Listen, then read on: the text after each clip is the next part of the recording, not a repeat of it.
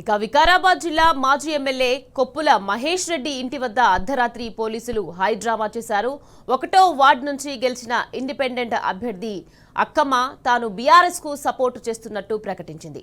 అయితే అక్కసు ఆపుకోలేకపోయిన కాంగ్రెస్ నాయకులు అక్కమ్మను కిడ్నాప్ అయినట్లు ఆమె కొడుకు బాలుతో ఫిర్యాదు చేయించారు. వెంటనే రంగంలోకి దిగిన పోలీసులు మహేష్ రెడ్డి ఇంటికి భారీగా చేరుకున్నారు.